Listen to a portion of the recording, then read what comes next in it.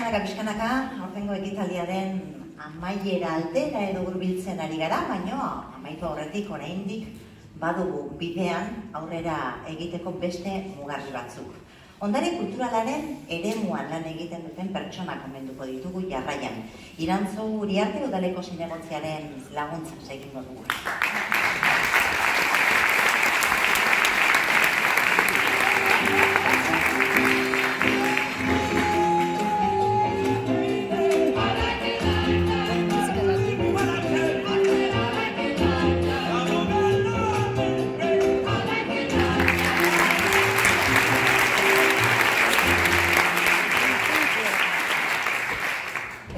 Siguiente Charlotte es para una asociación que desde 2013 reivindica los derechos humanos mediante la solidaridad, las labores de integración y la preservación del patrimonio cultural boliviano en Vizcaya.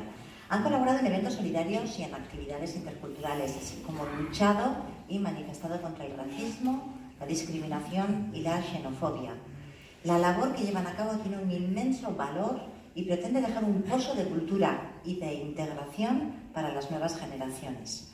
Kultura ondarea hautemangarria eta hautemangaitza Aixe Getxosaria, Asociación Cultural Pro Bolivia. Con el premio Marcelo Carlos.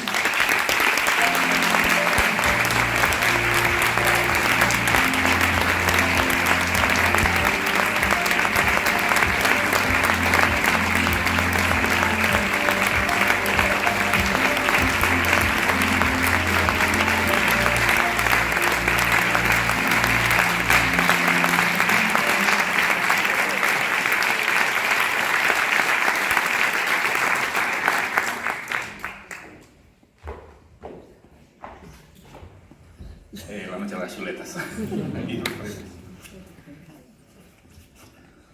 Bueno, muy buenas noches a todos. Felicitar a todos los premiados. Bueno, en nombre de las personas que somos parte de la Asociación Cultural Pro Bolivia, queremos agradecer cordialmente este premio en la categoría de Patrimonio Cultural Tangible e Intangible, que han tenido la deferencia de otorgarnos. Este premio para nosotros tiene un profundo valor. Son 6 años trabajando en el municipio de Guecho, resaltando el patrimonio cultural boliviano y usándolo como una herramienta de integración y de distracción en diferentes actividades. Estamos agradecidos y a la vez fortalecidos para seguir creciendo. Muchas gracias a la organización Aixe Getxo.